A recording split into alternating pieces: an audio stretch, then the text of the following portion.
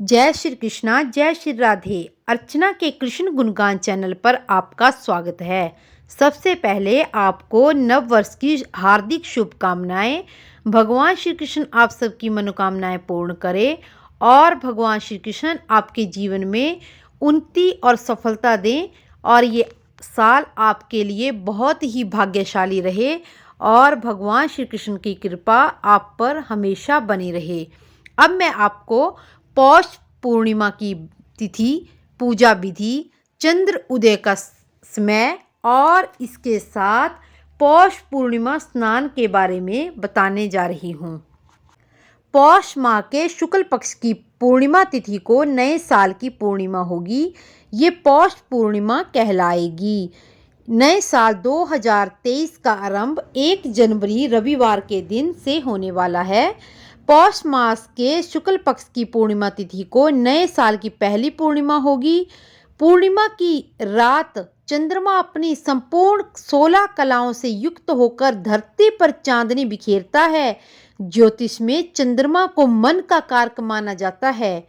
पूर्णिमा की रात को चंद्रमा और मां लक्ष्मी की पूजा की जाती है।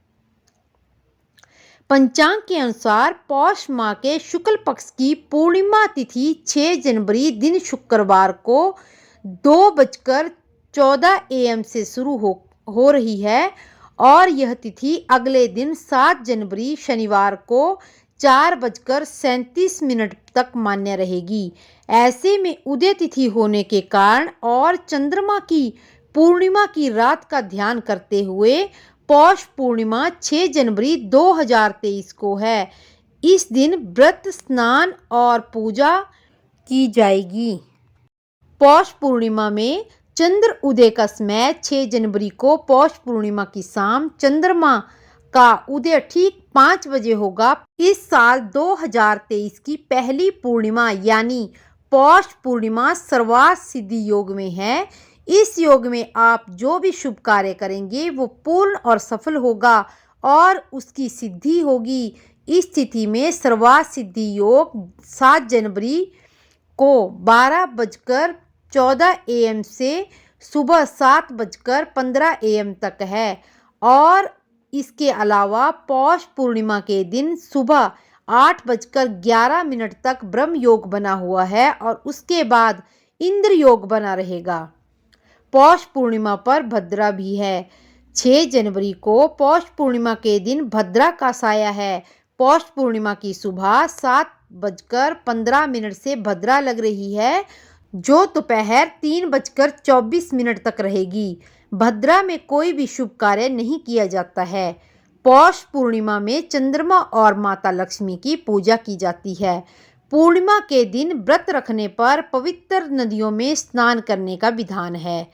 इस दिन दान पुण्य करने से विशेष फल की प्राप्ति होती है। लोग इस दिन सत्यनारायण भगवान की कथा सुनते हैं जिससे जीवन में सुख और शांति की प्राप्ति होती है। पौष पूर्णिमा की रात चंद्रमा और माता लक्ष्मी की पूजा की जाती है जिससे जीवन में सुख और समृद्धि और धन संपत्ति की प्राप्ति होती है। चंद्रमा की पूजा करने से कुंडली में व्याप्त चंद्र दोष दूर हो जाता है। इसी दिन से माघ मास के पवित्र स्नान का शुभारंभ होता है। इस दिन सूर्य निकलने से पहले शुद्ध जल नदी, तालाब, कुआं या बावड़ी में स्नान करना चाहिए और भगवान श्री कृष्ण की पूजा करनी चाहिए। फिर ब्राह्मणों को भोजन कराकर दान करना चाहिए। इससे भगवान श्री कृष्ण प्रसन्न हो जाते हैं और अंत में स्वर्ग में स्थान देते हैं। जो इस स्नान को करते हैं देव विमानों पर बैठकर विहार करने के अधिकारी होते हैं। यह माघ मास के स्नान का फल और भाग्यवान मनुष्य को ही प्राप्त होता है। अब मैं आपको पूर्णिमा के व्रत की कथा सुना रही हूँ। सदा प्रजा के लिए चिंतित रहने वाला एक राजा था।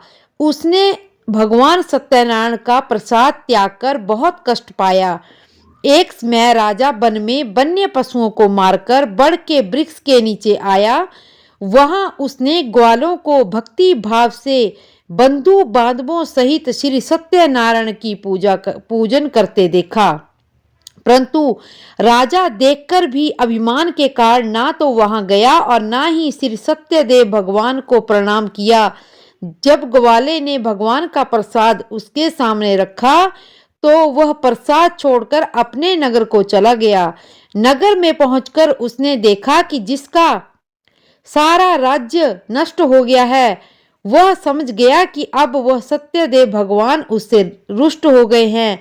तब वह वन में वापस गया और ग्वालों के समीप जाकर विधि पूर्वक पूजन कर प्रसाद ग्रहण किया तो सत्यनारायण भगवान की कृपा से सब कुछ पहले जैसा हो गया और लंबे समय से सुख भोग कर मरणोपरांत वह मोक्ष को प्राप्त हुआ। जो मनुष्य इस श्रेष्ठ दुर्लभ व्रत को करेगा, श्री सत्यनारायण भगवान की कृपा से उसे धन धान्य की कभी कमी नहीं होगी।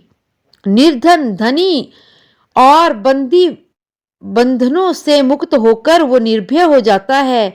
संतानहीन को संतान प्राप्त होती है तथा सब इच्छाएं पूर्ण कर अंत में वह बैकुंठ धाम को प्राप्त हो जाता है।